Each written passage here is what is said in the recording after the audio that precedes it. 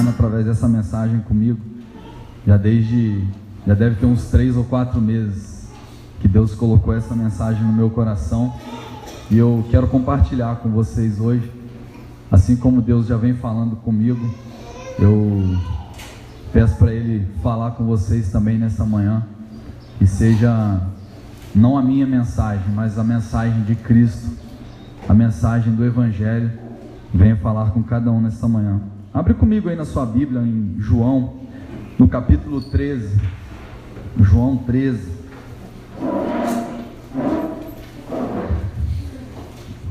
Mais uma vez eu quero saudar aí como bem-vindo aqueles que nos visitam, talvez a primeira ou segunda vez. Essa é a capela, uma igreja para quem não gosta de igreja. Seja muito bem-vindo no nosso meio. Aqui todo mundo é bem-vindo. Sinta-se bem à vontade. Depois do culto, nós temos um lounge ali atrás. Queria te convidar para ir lá, tomar um café, comer um biscoito, tá bom? Se você não ficar pela mensagem, você fica pelo café e o biscoito e volta depois, tá bom? João capítulo 13, versículo 21, diz assim, ó: Depois de dizer isto, Jesus ficou muito aflito e declarou abertamente aos discípulos: Eu afirmo a vocês que isto é verdade, um de vocês vai me trair. Então eles olharam uns para os outros sem saber de quem ele estava falando. Ao lado de Jesus estava sentado um deles, a quem Jesus amava. Simão Pedro fez um sinal para ele e disse: Pergunte de quem o mestre está falando. Então aquele discípulo chegou mais perto de Jesus e perguntou: Senhor, quem é ele? É aquele a quem vou dar um pedaço de pão passado no molho, respondeu Jesus. Em seguida, pegou um pedaço de pão, passou no molho e deu a Judas, filho de Simão Iscariotes. E assim que Judas recebeu o pão, Satanás entrou nele. Então Jesus disse a Judas: O que você vai fazer, faça logo. Nenhum dos que estavam à mesa entendeu por que Jesus disse isso. Como era Judas que tomava conta da bolsa do dinheiro, alguns pensaram que Jesus tinha mandado que ele comprasse alguma coisa para a festa, ou desse alguma ajuda aos pobres. Judas recebeu o pão e saiu logo, e era noite. Vamos orar. Senhor Pai, nós mais uma vez queremos te louvar, porque estamos na tua presença nesta manhã. Que a tua palavra venha falar em cada coração, assim como já tem falado comigo, e que o teu evangelho, o teu amor, ó Pai, venha nos inundar, que nós venhamos entender verdadeiramente como deve ser o cristão, como deve ser a tua igreja. Pai, em nome de Jesus, nós pedimos nesta manhã, fala conosco. Amém. Aqui nós temos um texto que talvez a maioria já conheça, que é sobre Judas, o traidor. E eu tenho um título para essa mensagem que diz assim: Ceando com Judas. É muito intrigante para nós, seres humanos, falhos como nós somos, entender esse fato aqui. Como alguém que passara 3 anos com Jesus, vendo Jesus curar, vendo Jesus operar tantos milagres, e mesmo assim, Jesus sabendo que Judas já o trairia por apenas 30 moedas de prata, mesmo Jesus sabendo que Judas, estando ao lado dele, aqui nós vemos, Judas, ele era o cara que cuidava do dinheiro, ele era quem cuidava do dinheiro, então Jesus tinha muita confiança em Judas. Eu acredito que Jesus confiava tanto que deixava ele cuidar do dinheiro. Você não deixa ninguém cuidar do seu dinheiro se você não confia na pessoa. Você não empresta um dinheiro para quem você não confia. Se a pessoa falou que vai te devolver, você tem que confiar muito na pessoa para você emprestar, senão você já dá logo. Então eu creio que Jesus confiava muito em Judas. E durante todo esse tempo dessa caminhada de Jesus, Judas viu acontecer tudo. Judas viu Jesus curar, operar milagres, ele viu tudo ao vivo, ninguém contou, ele viu. E mesmo assim, Jesus, sabendo que Judas o trairia, Jesus consentiu que Judas estivesse ali assentado à mesa, juntamente com ele e os demais discípulos. E eu venho aqui imaginar E eu te convido a imaginar junto comigo a angústia de Jesus, sabendo que alguém esteve ao lado dele durante 3 anos, e esse alguém seria capaz de traí-lo. Imagina Jesus pensando, poxa, talvez Jesus pensando, esse homem me viu fazer tantos milagres, mas ele vai me trair, ele já está me traindo, já está tudo tramado. E Satanás entrou no coração de Judas, o inimigo entrou no coração de Judas para ele trair Jesus. Claro que havia um propósito em tudo isso, mas Judas deu margem para que Satanás entrasse no coração dele. Em João relata anteriormente que Jesus já estava abalado com essa atitude de Judas, mesmo antes da ceia, mesmo antes de tudo isso. Em João 12, 27 diz assim: agora minha alma está perturbada, e que direi eu? Pai, salva-me desta hora. Mas para isso vinha esta hora. Jesus já estava ali angustiado. Jesus já estava angustiado, porque se tem uma coisa que nos machuca, é quando alguém nos trai. E geralmente quem trai é quem está muito próximo, é quem você tem muita intimidade. E se tem uma coisa que nos machuca, é uma traição. Eu não estou falando de traição de marido e mulher não, porque essa sim machuca muito. Mas eu estou dizendo também a traição de um amigo, alguém que você confia, alguém que você deposita confiança, alguém que come com você na sua mesa, alguém que você convidou para ir na sua casa, alguém que caminhou junto com você. Quando você sabe que essa pessoa te traiu, quando você sabe que essa pessoa traiu a sua confiança, isso te machuca muito. Isso te machuca muito. E Jesus já estava ali angustiado. E lá em Mateus, no capítulo 26, anteriormente, aí, os discípulos eles já estavam querendo saber quem era esse que eles perguntavam, mas Jesus, Senhor, quem é esse que vai te trair? Eles já estavam intrigados. Como poderia alguém ter visto Jesus fazer tudo o que fez? Como poderia alguém ter caminhado com ele e mesmo assim traí-lo? E aqui em Mateus 26, 25 diz assim: e respondendo Judas, o que o traía, disse: porventura sou eu, Rabi? E Jesus disse para ele: tu disseste. Judas perguntou: sou eu que vai te trair, Senhor? Ele falou: não estou falando nada, quem está falando é você. Eu só estou dizendo que um vai me trair. Eu não estou falando que é você, mas você que está dizendo. Em outras palavras, foi isso que Jesus quis dizer. E aqui nesse texto nós vemos o verdadeiro Cristo, aquele que chama a mesa sem distinção, porque eu e você, nós fazemos distinção para chamar para comer na nossa casa. Você não chama qualquer pessoa para comer na sua casa, mas aqui nós vemos o verdadeiro Cristo, aquele que chama até mesmo o seu maior traidor para cear com ele. E aí entra o título dessa mensagem: ceando com Judas. Quantas pessoas, e eu começo a fazer uma analogia, quando Jesus permite que Judas, mesmo sabendo que Judas o trairia, eu faço uma analogia e começo a imaginar quantas pessoas a igreja já não colocou para fora, porque basearam no evangelho de Cristo naquilo que elas achavam correto. Quantas pessoas a igreja já não pôs para fora? E aí eu te pergunto: correto de acordo com o quê? Que evangelho a igreja, eu coloco a igreja entre aspas, em que evangelho essa igreja se baseou para colocar pessoas para fora, para dizer quem entra, quem não entra, quem é digno e quem não é digno? Correto baseado em quê? Em que a igreja se baseou? Em que determinado momento alguém abriu a Bíblia e falou assim: esse tipo de pessoa não é digno de estar numa igreja? Em que momento isso aconteceu? Se eu pedir para levantar a mão aqui, talvez vão ter várias pessoas que um dia já foram machucadas por essa igreja. Não precisa que ninguém levante a mão, mas eu tenho certeza que pelo menos meia dúzia de pessoas tem aqui no nosso meio, de pessoas que já foram machucadas por essa igreja. E eu quero deixar uma pergunta para mim e para você nessa manhã.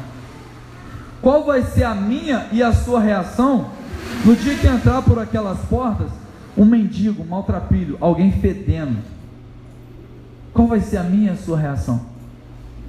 Qual vai ser a minha e a sua reação no dia que entrar um transexual ali na porta, transformado, e entrar para sentar aqui e ouvir uma palavra? Qual vai ser a minha e a sua reação? Será que nós vamos repudiar? Qual vai ser o meu e o seu olhar para essa pessoa? Será que o pecado dele é muito pior do que o meu? Será que é pior do que o meu o pecado dele? Qual vai ser a minha e a sua reação no dia que entrar ali naquela porta alguém que te feriu?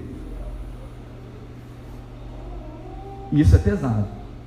Alguém que você sabe que já te feriu com palavras, com atitudes, e aquela pessoa entra naquela porta para sentar do seu lado e receber o mesmo perdão que eu e você recebemos. Será que eu e você somos capazes de olhar para essa pessoa como Jesus olha? Qual será a nossa reação? Talvez quem te feriu diretamente, você pense que não é merecedor do perdão de Jesus. Talvez você pense que essa pessoa não é digna do amor de Cristo, porque ela te feriu. Não, esse cara me feriu. Não, esse cara falou mal de mim. Não, essa mulher falou mal de mim. Ela fez uma coisa que eu não gostei. Não, se for para essa pessoa ficar aqui nessa igreja, eu também não fico. Que amor é esse de Deus que alcança uma pessoa que me feriu? Alcança. Eu e você também ferimos Jesus o tempo todo. O tempo todo nós cometemos pecados, e o tempo todo Ele nos perdoa. O tempo todo Ele chama eu e você para cear com Ele na mesa. E nós sempre falamos que essa é uma igreja para quem não gosta de igreja. E aí o Ciro um dia falou: e será que nós estamos preparados para receber quem a igreja não gosta? E as pessoas que a igreja não gosta? Porque nós somos uma igreja, nossa marca é essa, nosso slogan da igreja: uma igreja para quem não gosta de igreja. Mas e as pessoas que a igreja não gosta? Será que eu e você estamos preparados para receber? É forte. E aqui a partir do versículo 25, onde João pergunta para Jesus quem seria o traidor, João e até mesmo Pedro, que estava do outro lado, ali fala nos versículos aí à frente, fala que Pedro pediu para João, pergunta para ele aí. Pedro fez sinal para João, porque João estava do lado de Jesus, Pedro estava do outro lado, e Pedro fala, pergunta para ele quem é. E ele estava ali curioso, porque imagina para os discípulos entender que alguém que caminhou com Jesus, alguém que estava ali ao lado deles o tempo todo, seria capaz de traí-lo.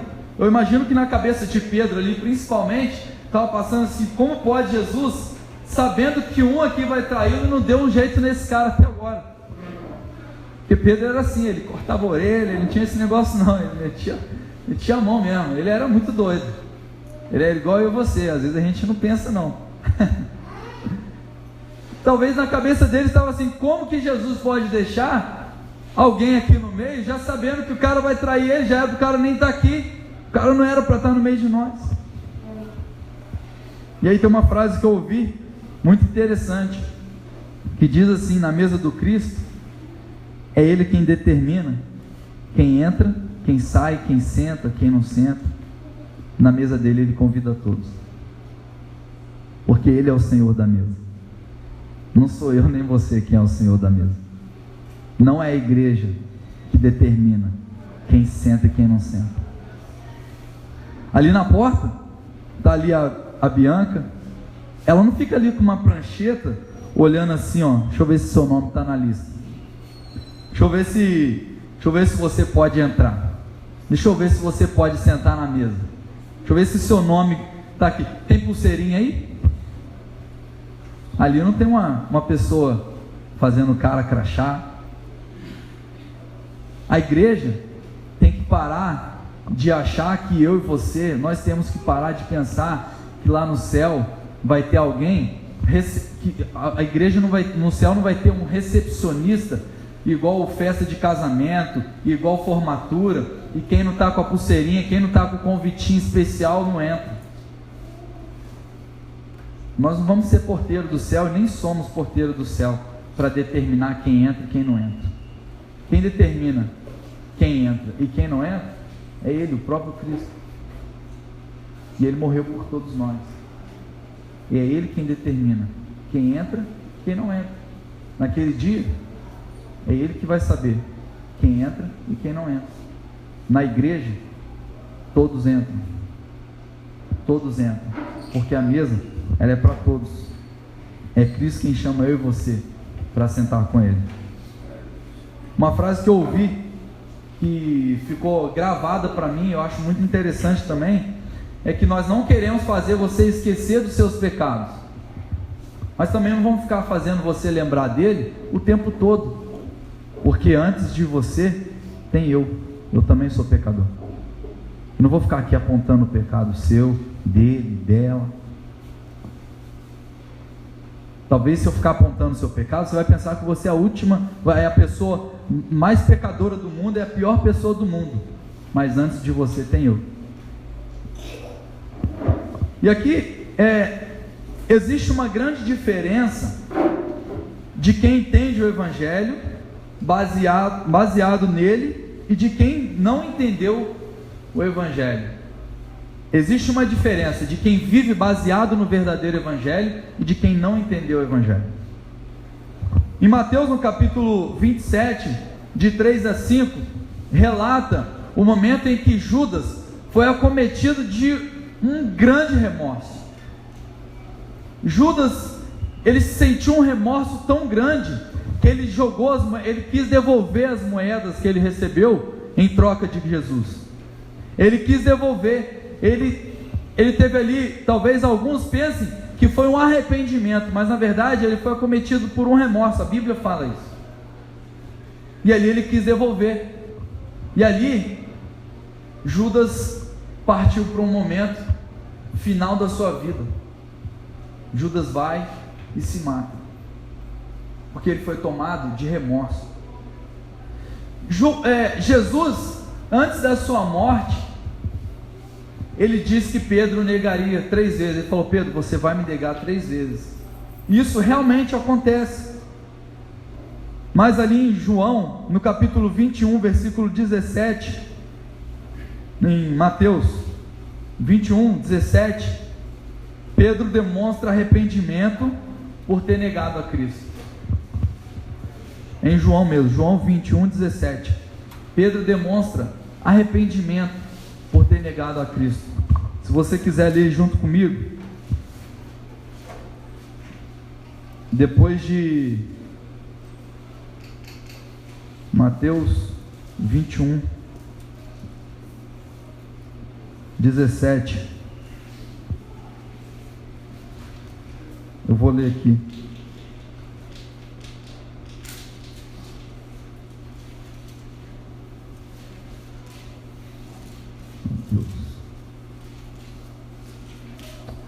Eu falei Mateus, mas não é Mateus, é João. João 21, 17. Espero não ter errado agora. E perguntou pela 3ª vez, é João 21, 17 mesmo: Simão, filho de João, você me ama? Então Pedro ficou triste ali, por Jesus ter perguntado 3 vezes: você me ama? E respondeu: Senhor, tu sabes que eu o amo. E Jesus fala para ele: toma conta das minhas ovelhas, apacenta as minhas ovelhas. Aqui nós vemos a diferença de alguém que entendeu o Evangelho, porque Judas caminhou com Jesus e chegou um momento que o traiu a ponto de tirar sua própria vida, foi cometido por remorso. Mas aqui Pedro demonstra arrependimento por ter negado Jesus. E aqui nós vemos 2 pessoas que caminharam com Jesus, tiveram atitudes que com certeza entristeceram a Cristo, mesmo ele já sabendo o que aconteceria. E no entanto, uma grande diferença aqui dos dois: Judas com grande remorso, e Pedro se arrependeu. Porque o remorso gera tristeza. E provavelmente alguém que tem remorso, ela vai cometer novamente a mesma atitude. Mas o arrependimento, ele gera mudança. No remorso, o homem vai para a morte, mas no arrependimento para a vida. Há uma grande diferença entre sentir remorso e se arrepender, porque no remorso o homem vai para Satanás. No arrependimento, o homem se volta para Deus. No remorso, para o pecado. No arrependimento, para a santificação. Quando eu e você nos arrependemos dos nossos pecados, nós caminhamos para a santificação e entendemos verdadeiramente esse Evangelho. Um dos sinais do Evangelho puro é a mudança. Se alguém que é recebido, se alguém que entra na igreja, entende esse Evangelho tem que gerar mudança nessa pessoa.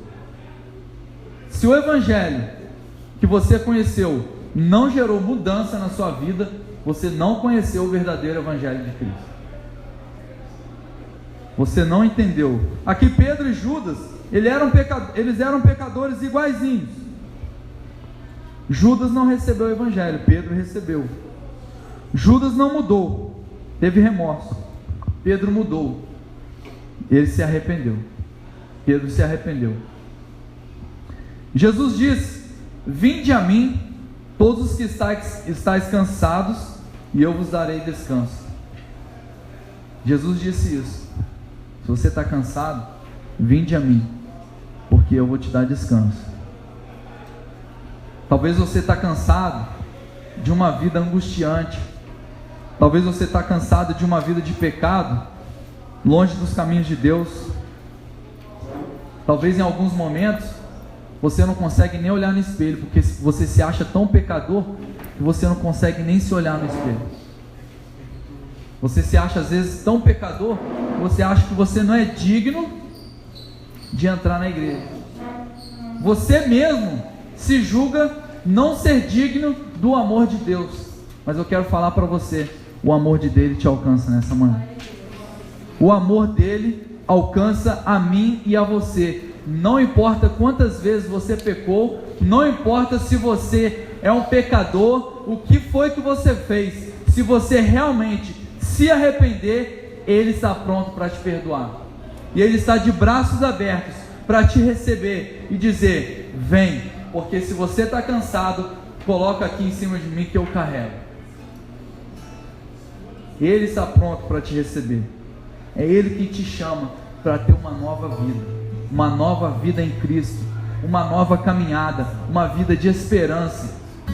Porque ele não te promete carro, ele não te promete casa, ele não te promete uma vida de sucesso financeiro, uma vida abastada, mas ele te promete o que ele já conquistou ali na cruz: vida eterna. É para isso que Jesus se entregou por mim e por você. Jesus se entregou por mim e por você, porque ele quer te dar, ele quer me dar vida eterna. Vida eterna. Jesus não se entregou para que eu e você ficássemos ricos. Ele não se entregou para a igreja dizer quem entra e quem sai. Ele se entregou porque ele quer te dar uma vida eterna. Não fui eu que morri por você. Seu perdão foi comprado pelo sangue de Cristo. Eu não posso determinar se você entra ou se você não entra. E quando eu e você conhecemos esse Evangelho, ele gera em nós mudança para nós chegarmos à vida eterna. Amém? Deus venha te abençoar nessa manhã. Deus venha abençoar a sua semana.